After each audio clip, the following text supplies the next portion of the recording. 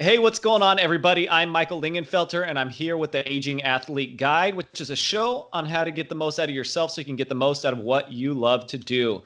I'm bringing you the experts to share their knowledge, insights, and stories to make sure you can keep moving without the worries of age slowing you down.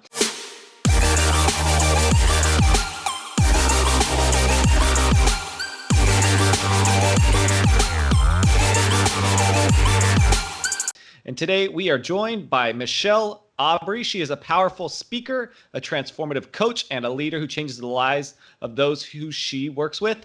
Her clients' results are in achieving things they once believed possible, but impossible to actually have. And together they transform their lives by making it a reality. Together they dismantle beliefs like good enough from life, achieving the impossible, and transform the way they see the world.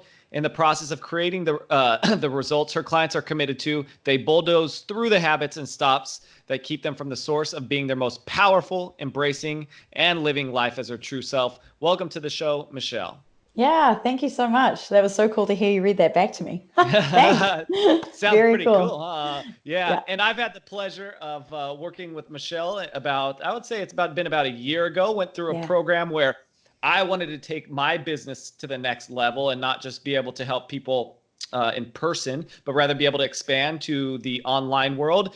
And a year later, it's been a success, and we're going still in a positive direction. But a big part of it was the mindset, and that's what we're talking about today. Because I came into the program back then, and I thought, I was content with doing things, and it would be nice to have a little bit more, or nice to take my stuff to the next level. And I didn't realize until we started unpacking some things how much I was getting in my own way. So I would love to hear what are some of the first and biggest things that you see when someone's like, I have a new goal. Even though I'm super passionate about it, Mhm. what roadblocks are easy for us to get in our own way, or do you typically see? Yeah, the first and most predominant one that I see in people is relationship with self. And Mm. that could be, a variety of different things. It could be the way that we perceive ourselves, or the way that we think that the public will perceive us, or the way that our parents might perceive us, and how we actually feel about ourselves. It Hmm. might be something along the lines of deserving or worthwhile. Are we worthy of achieving the thing that we really want? And that can go for all sorts of different things, next level in a relationship, marriage, business, especially a professional athletic career. We see that a lot in the work that I do. So commonly most important thing is relationship with self is the first roadblock that I always see. Okay. And yeah, and that's one that we kind of uncovered with myself, and something that I feel like I notice a lot of times when I have people coming into my world and saying, hey, I have this big problem. I see that you can provide a solution, and yet a fear of pulling the trigger. And I feel like it's not so much maybe a fear of judgment, but that almost like I don't deserve this kind of a thing. It's this weird Mm. feeling I get. And is that something that you typically see when people come to you as well? Yeah, absolutely. I don't deserve it.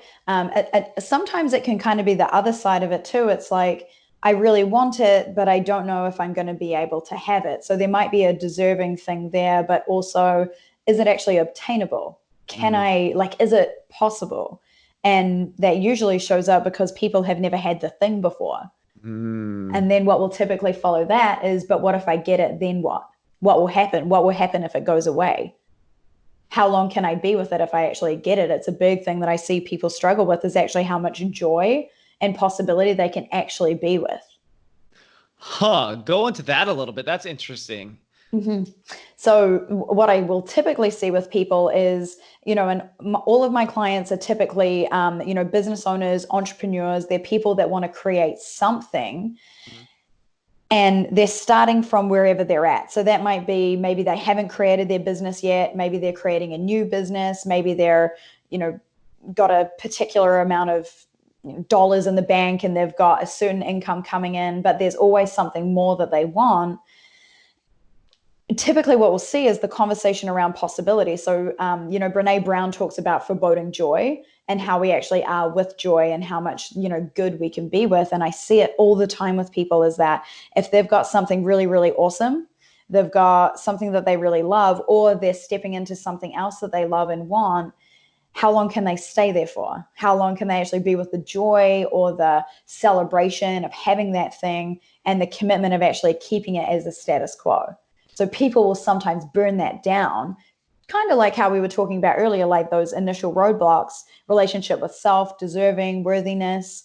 If they see that they're with something that's too good, and anyone that's watching this right now might be able to look at any romantic relationships or friendships that they might have had, where if it's too good, they kind of blow it up for some reason and they don't really know why. They're kind of acting out of this way that they don't particularly understand, but it feels right, usually because it's a familiar pattern or a way that they're operating. And that happens in business and professional sports all the time. Drugs, alcohol, lack of fulfillment, and not having that clear understanding of like who they are and the ability to be with all of it.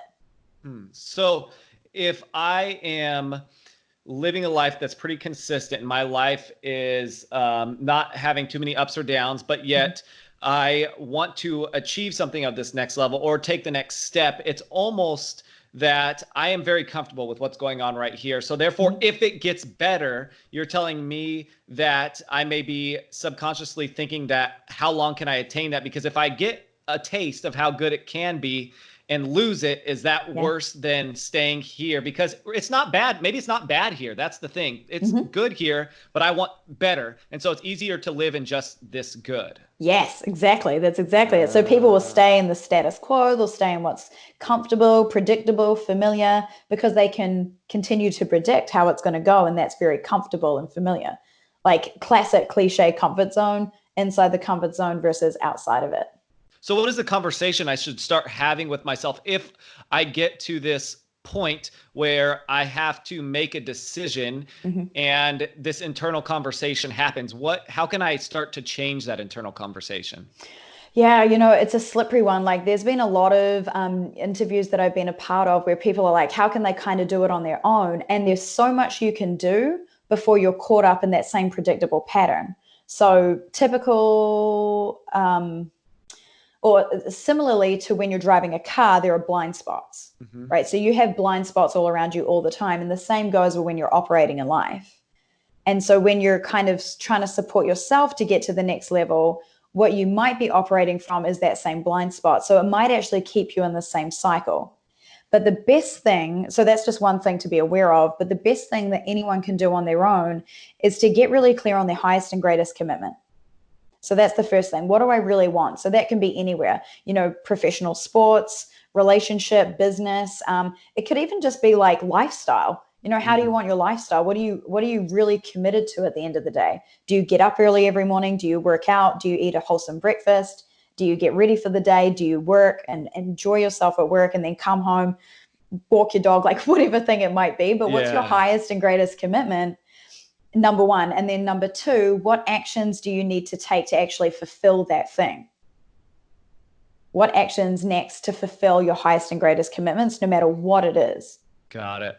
Yeah. Got it. So getting a glimpse and asking myself, what is it that I actually want? And I could imagine it'd be important to then ask, why do I want that? Do I want that because others are telling me I should have it? Or do I want it because some deep-seated reason that once I explore, maybe it helps me through that, but then also aligning with what I want with the actions it's going to take to get me there. And hopefully, I mean, if we're wanting to be successful in that, bringing someone in that can help us with our blind spots. Yes, totally. Yeah. Because those two things that you just talked about, like, well, why do I actually want it? And the action plan that I, shared earlier is that they can be slippery for a number of reasons. First of all, you can get caught up in why and not just choose. Oh, is it my parents? I have clients all the time that are like, I don't really know what I'm doing this for or what this is. It's like, well, what will you choose? Like, regardless of what you're doing it for. And obviously you do some work around what for, why, the whole Simon Sinek stuff as well. And sometimes that can be a trap. So you got to be careful there too, right? And this is why somebody will help you kind of navigate these things. And then action plan, people will get stopped in the how all the time, but I don't know how. How do I do it? I've never done this before. And so that's another place where we can get stopped. And, something that a mentor that you and I have worked with before is like imperfect action. Just do something. Just do Hmm. the next thing, regardless of what it is. No matter what the action is, it's going to be pretty clear if that's going to take you to your goal or not, if it's actually moving you forward. Yep. And you wouldn't know, even if you take that action and it is not, there is no, that's, this is the conversation we had. There is no right or wrong action Yes. in that scenario, right? Because Mhm. there's infinite actions that I could take, but they're all going to lead me in a direction. And it's how the lessons I learned through that are still going to either push me forward in a positive way, or I'm going to get cut down a little bit and I'm going to learn from that. And I Yes. still would be up here. So I struggled with that for a while. I remembered, what do you mean sometimes there's no right or wrong? There's just imperfect action. Hmm. Um, so that's great. And I actually recently made another one of those imperfect actions, and I'm excited about it, but really dealt with like this. Whenever I feel there's fear Hmm. and excitement all and they meet of uncertainty, I usually am like, okay, I don't want to pull the trigger on something, Yeah. but that pulling the trigger has always pushed me to the next level. And anytime I get uncomfortability, and usually where I put my money, that's where my attention goes as well. Yeah. But then it leads me there, because exactly what you said, we Yeah. have you surround yourself by people that are going to give you the actions because they've had success in what you're wanting to have success. And then you've got the accountability of people in the mindset department Hmm. helping you uncover your blind spots. So when you're Yes. working with a client, Hmm. and you're working with someone, what is the structure? Like, talk me through maybe the first 4 to 8 meetings you have with a person. Like, Mm. what do you, big picture kind of stuff, what are you working through? Yeah. Well, the very first, like the initial conversations really are like who we are as people. So, part of the training that I took on in my coach and leadership training through accomplishment coaching was getting really clear on essence. So, essence is something that, it's not just an accomplishment coaching distinction. You'll hear people in all sorts of self development where it talk about essence, the essence of a human. And the very first piece of our work together as coach and client is to actually get really clear on who you really are as an individual. Like, not what you do, what you've achieved, what shitty things you've done, like, no matter what it is, who are you at the end of the day? Just by sitting and being, who are you? And so there's a really cool exercise that I get my clients to take on that involves at least 10 other people, and they get really clear on who they are. So it's a really incredible exercise. And from there, they get to take a look at what their life would actually look like from living from their essence. If they get really in touch and introduced to who they truly are, how might they continue to live into the world? And that I see as the very first turning point where people begin to realize, oh my gosh, this is who I am. And this is what I really want in the world. Hmm. This is what I really want to create. And from there, we get clear on like what that is. Okay. And then we create an entire project around that thing. This is just like introductory level Yeah. first project, and that might be business. Somebody might realize like, oh my gosh, I came here to make more money. I thought that was going to make me happy, but really I just need to get my marriage on track. Like, that's the thing that's really pulling me down right now. Okay, cool, let's create a project around your marriage, And and what then do we you start working say on when that. you mean a project around your marriage? Mhm. What does that look like? What is a project? Yeah, so a project is it's kind of like when people think of like a business plan, it's kind of the same Ah. thing. So it's almost like a project. Like, what do you actually want to achieve? By Hmm. when?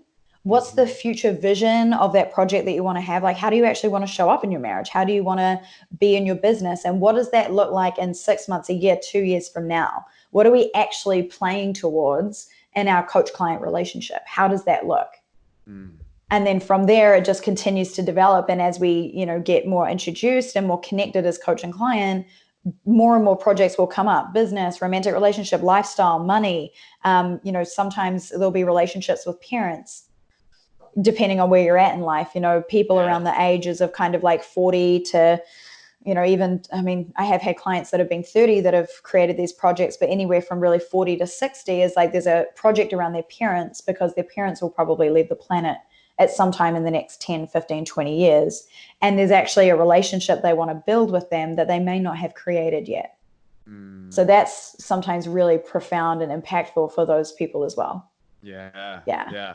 And it's what little taste I got of it is a very, for me, it was uncomfortable, but then very satisfying, Mm. because we live in a world where we can put money into something or someone and have them tell us what Yeah. we need to do and actions we need to take. Mm-hmm. And some of the questions you asked me about looking internally, I was like, what do you mean? Like, like it was so hard for me to step outside and look in and discover. Yeah. But it brought about some desires and changes that really pushed me to take even more action and not be afraid of the action I was taking. So when you're working with clients, what do you or when you just see people in general wanting to improve themselves, where do you see this road split of people who do have success with it and people that maybe struggle to get to the places they want to go when they're like, okay, I'm in, let's start with working with you? What are the factors that you notice that makes type A person and type B person that get held back? Yeah, great question. I think that the two common components that I see is humility and responsibility. Mm. If you are willing to have tough conversations, yeah, I just, as I said that, I was thinking about a meme that I saw on social media somewhere, and it's a Tim Ferriss quote, I believe, and it says something along the lines of, the most successful people are the ones that have been willing to have the really tough conversations. Something to that, something to that description, and that's what I see time and time again. Like, if you really want to change your life, you are the sole responsible human that will create what it is that you want. Like, sure, some things might have happened to you, some stuff might have, spanner might have been thrown in the works that you couldn't control, but who you be about that spanner in the works is going to predict how the rest of your life or project is going to go. So responsibility is the foundation of that, and then humility as well. If you're actually willing to be corrected on something, or if you're willing to take a look at something that feels, like you said, it's uncomfortable, and you actually have to go out of yourself and take a look in, like, who am I actually being? What am I saying? What habits do I continue to fulfill on that aren't actually serving, as we said earlier, our highest and greatest commitments? Yeah. So responsibility and humility. Okay. And it's easy to say, but I imagine like there's moments where you may get criticized or something comes up and you get to make that decision. You have to make that decision that I'm either going to engage responsibly with humility, or I'm going to go back into my patterns and just throw this out the window. And so I think I don't remember where I heard it, but it's, if I can't, I must. And when I step into a situation where I feel like I don't want to be in it and it making me feel uncomfortable, I'm just like, before I can think, let's just go, right? Let's just get into this conversation. So with you yourself, have you had in the past 5 years any new beliefs or behaviors or habits that you've noticed a change or desire to change that has improved your life? Oh, totally. So something that I'm a massive advocate for is anyone who is a coach or somebody that works on, like, transformation or mindset, anything with that description where you're actually impacting people's lives from the inside out, is that they should have their own coach. Now, I don't say should very often in this work, but that's one thing that I truly believe, is that if you are supporting somebody else with their stuff, you've got to be getting supported yourself. It's a gift, and it's almost a piece of responsibility for you to have, so that you're not actually just putting your own bias on other people. So you might remember from the work that we briefly did together is that I didn't have any opinions about what you're up to, but I was more about, what do you think? Yeah, like, that was horrible. Yeah. It's the worst. Just tell me what to do. I know. Yeah. And so that's the piece. So I have my own coach. I've been working with my own coach for about 3 years now. I've been in the business for about the same amount of time. And I'm constantly getting my beliefs shifted, constantly, over and over again. Not necessarily values or morals, but beliefs. The way that first and foremost, the way that I view myself, the way that I think others view me, similar to how I was sharing earlier. What I think I'm capable of has been a huge piece. Something that's sticking out of my mind right now. So obviously my voice is different. My accent's from New Zealand, and I used to have a really disempowered relationship with the country that I grew up in. It was predicted prominently around the culture of men and how it was for me and men. And I used to tell my coach, like, oh, I used to get used by all these men and all I wanted was love. And I said something to him that I didn't realize was completely outing who I was being about it. I said, I feel like I can't get in with any of these men that will love me unless I use sex to get love. Mm. And then he said, so who was the one lying? And I said, these men are lying to me. They're using me for sex so that they can, just crazy idea. And what I got really clear on is he said again, so who was lying? I was like, oh, I did. He said, he's like, I heard you say that you use this to get this. And so what I got really clear on is that I actually created that whole experience. For one, I feel completely different about my country and men in general. I feel completely different about myself. There was a powerlessness with that belief that these men did this to me. And all of a sudden, I realized that I actually had the power because I'm the one that put myself in that situation. So that's just one. And I could give you so many similar scenarios that have happened with me in sports, in my own athletic training, in my own business, that are all exactly the same. Oh, there's not enough people out there to support me. There's not enough clients out there. And how I continue to create and recreate these beliefs, and then my beliefs become my reality. And then that becomes all I can see and experience.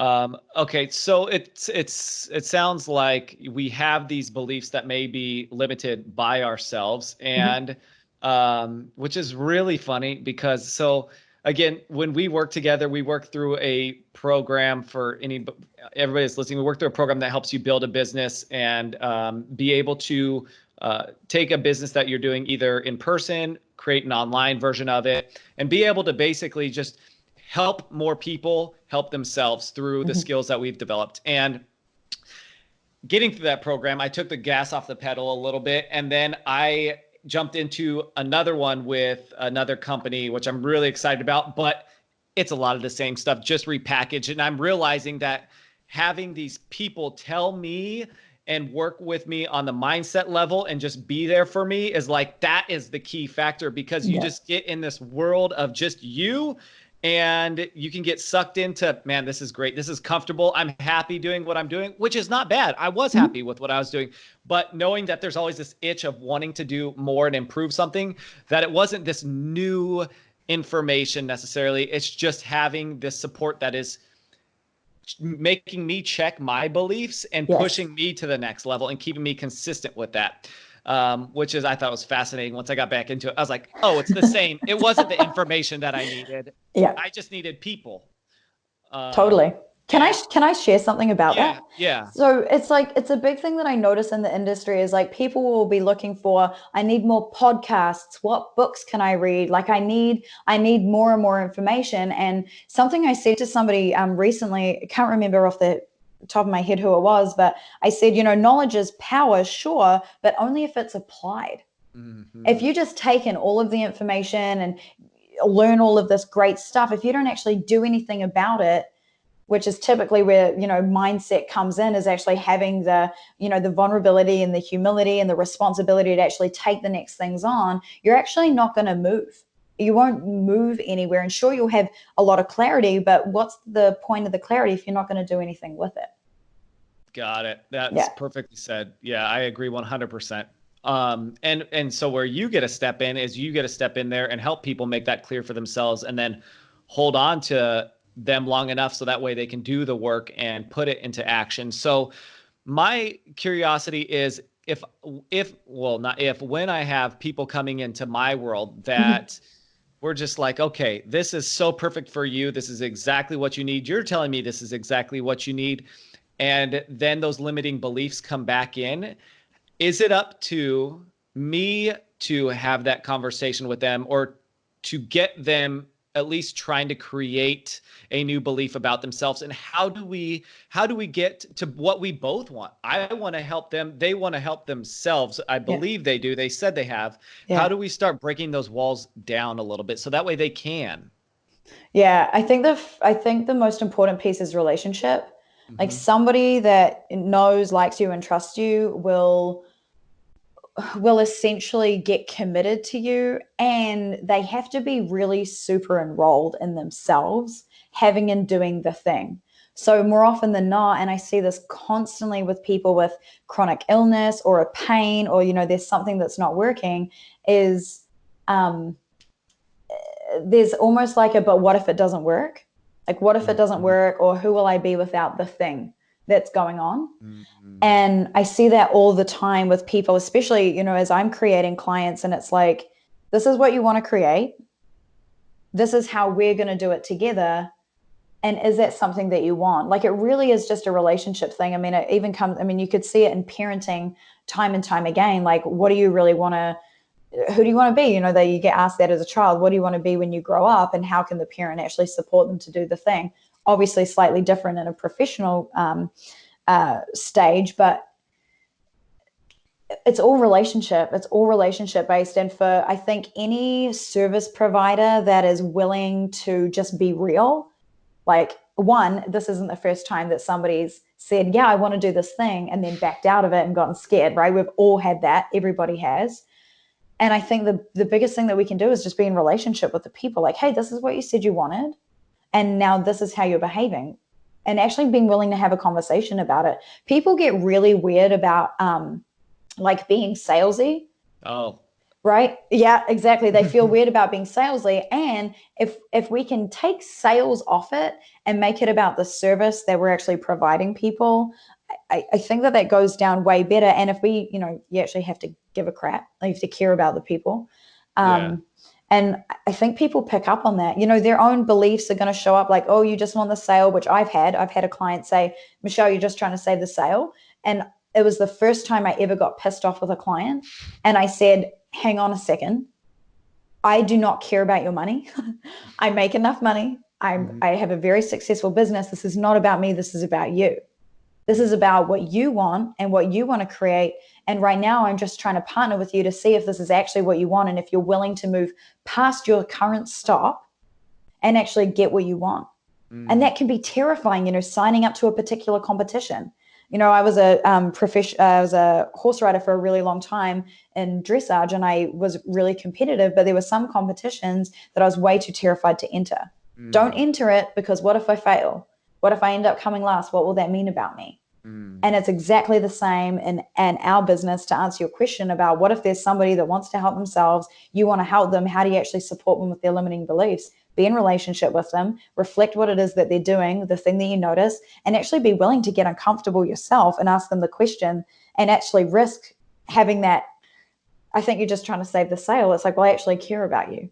That's, I think, the hardest part, because it's like, okay, here's what you said. I know I can help you. And then I back off at the last second because I'm afraid to offend. Yeah. But in reality, when I step on the gas and am allowing myself to be okay with not being judged how they react to what I'm going to say, and I push through, those are the people that we end up working with and being able to change. And I'm like, I look back and I'm like, every person I brought in has been successful because we've had those conversations somewhere along the lines. Yeah, totally.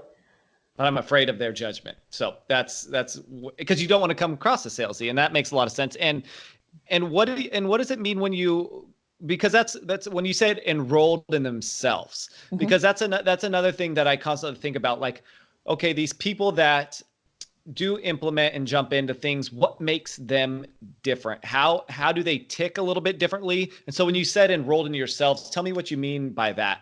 Yeah, for sure. So it's an accomplishment coaching distinction. That's where I learned it. And we basically look at, like, being enrolled is, well, I'll tell you what it's not. It's not coercion. It's not convincing. It's not being sold to. It's not forced. It's like, it's none of those like icky, yucky things that we experience sometimes with anything. I mean, like, you could look at romantic relationship. You could look at doing dishes. Like, you could look at being enrolled in all sorts of different things. But when you're really enrolled, you're like completely certain of the thing that you're committed to. So, business, sports, partner in a relationship, even a housemate in a home, who are you committed to being? So there might be something like going to the gym 5 times a week and eating really, really well. Like, it's somebody who's really enrolled in themselves is going to show up willing to do the work. They're going to be in full belief of the thing that they want to create. They might still be scared. This isn't without fear. This is something that people really, really want. And there's like this innate believing that they want this thing. They kind of know that they can have it, but they might still be afraid. You know, there's a lot of win-win in enrollment. There's a lot of communication, connection, relationship, depending on what you're being enrolled in or what you're self-enrolling yourself in. I mean, for me, I just think about things that I do throughout the day, getting up early and going to the gym every day. I'm self-enrolled because I get up, there's something that I want to create. And even though I might not feel like it at the time, I go and do the thing. And every single time afterwards, I'm feeling awesome. Every single time. But it doesn't normally start out that way. No, not at all. And it doesn't always continue that way. There's some days that you're like, well, this thing sounds horrible, but I know that I'm going to feel better afterwards. And I think I heard someone mention it to me. It's people that want to put their best foot forward into anything that they do. And so let's say that this is perfect. 2020 is coming up. This is when we change lives, right? Because it's the everybody's start of a new year. Everybody's going to go to the gym. Yeah. It's the start of a new year. I am at work 30 to 40 hours a week. I have responsibilities outside of work. Maybe that's a family, maybe that's kids. But I also have this thing that I love to do outside of my work, which is play. And for me, that winter's coming, that's going to be snowboarding. During the summer, it may be going hiking. But let's say that I have new goals and expectations for the year, and I want to improve my business. I want to improve my health. I want to improve my fitness. What are 3 actionable takeaways you would tell me going into this year, anybody like that, to get the most out of themselves in the upcoming year? Yeah, the first thing that I would do, kind of repeating myself a little bit from earlier, but like first thing is get really clear on what it is that you want to create. So what is it? And that could be, I would be looking in all areas of life. If you just focus on one area of life, it's likely that the other areas are going to falter. So taking a look at really what it is that you want to create over the next 12 months. With that, I would start right now. Like I wouldn't be starting in, January 1st. I'd be starting today, going into the new year. Yeah. The second thing that I would be doing is creating an actionable plan. So create the plan that's actually going to have you execute the thing. And then the third is some sort of accountability and support. So whether that's you go and invest in some sort of mastermind, you pay somebody to support you with that kind of thing. Maybe, you could even, like romantic relationships are a bit tough, but if you like share something with your partner or the person that you live with, even though like a housemate or your neighbor, something of that description, or even maybe having a conversation with somebody else that's wanting to really step up their life, their level for 2020, and have them as some sort of accountability partner. So I'm just trying to kind of brainstorm different ways that people could actually access that if they're like, oh, I don't really have the money for this, or, I don't have anybody living at home with me, to find some form of accountability somewhere so that they can actually implement and actionable all the things. Like, we have a bit of a joke amongst us coaches around everybody declaring that they're going to go to the gym. Like this next year is going to be the year that I go to the gym all year, and the gym is full for like the first 2 weeks, and then you end up somewhere near the end of January, and then the gym's half empty again. And that there's actually something that we need to keep going. And I think that that's, an actual goal, a clear plan, and some serious accountability that's going to keep you on that path. We are social people. I've coming to learn more and more that a community is massively important, whether that's a mentor, whether that's a coach, whether that's people that are aligned in the areas that you want to be clear about improving. And so when we're making and getting clear about the areas we want to improve, what are the different categories we can look at? Yeah, I would look, so lifestyle, money, romantic relationship, business, career, self. Self's probably the most important one. What do you mean by that?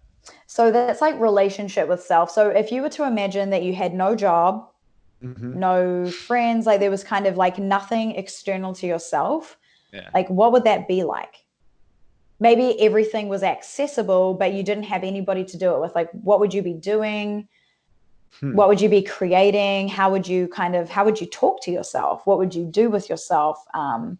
What kind of conversations would you be doing? You know, it's something that I'm practicing a lot right now with everything that I'm working on. Like, who am I and what do I love?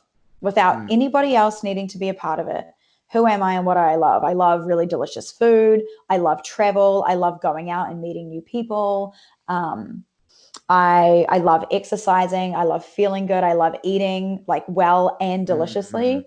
I love treating myself. So if there's chocolate anywhere, like it's gone, like those sorts of things. And then how do I actually want my relationship with myself, with all the things that I love and do and be? How do I want that to kind of be expressed in the world? Mm. You know, are you somebody that, you know, maybe you don't like taking a look at yourself that often?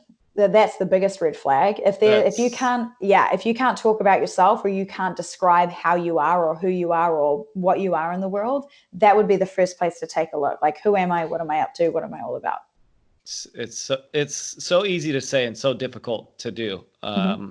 And it's very hard to explain why that is. But when you say take away business, take away other people, I'm like, all right, well, what am I left with? Oh, okay. What is this? You know? Yes. Um, so I get it energized by you talking about it, because I get like, well, you just took away everything. I'm left with just thinking about me. That's massively scary, but also Mm-hmm. interesting. So I feel like there's like a whole discovery phase that you go through with anybody you bring in. So Mm-hmm. if I was, I mean, because I'm talking through this now, and I'm like, well, I'm interested. Let's do this. Where I think you mentioned your Facebook page, Mm-hmm. Michelle Aubrey. That's MiChelleAubrey, Mm-hmm. and just reach out to you if Totally. someone is interested. Okay, Mm-hmm. and because I'm sure that if I'm interested, that I'm getting this idea of like, okay, I want discover self and then create those actions around it, and then obviously you would be there if anybody chooses to help support. Mm-hmm. But I love it, and I think this is something super important. What you said was, don't wait till the New Year's. What can you start doing Totally. now? So I love it. I really appreciate everything you brought into the table. Do you have any other closing words, recommendations, thoughts that you'd like to impart on the audience before we close this conversation? Yeah, I think the last thing that I'd want to add, it came up when you were talking about, I don't think that we'd know why we find it so scary to look at ourselves. And I would say that the reason that we find it so scary is because it's not a practice. It's not something that we do or look at very often. And with that being said, if there's something that we're avoiding, lean into it. So Mm, that could be anything, conversation, decision that you're trying to make. Like if there's something that you're avoiding or something that you're not doing that is not well practiced, lean into that and take on more of it. mm. If you can't, you must, right? Yeah, you Here we got it. go. Going back to that. All right. Well, thank you so much, Yeah. Michelle, for taking the time for coming in. Yeah, you're so welcome. Thanks so much for having me. Absolutely. Thank you so much for watching this video. If you want to continue to become the best writer you can be for as long as possible, make sure you subscribe to my channel. I'm going to continue to put out videos and allowing you to get the most out of your body so you can get the most out of your horse.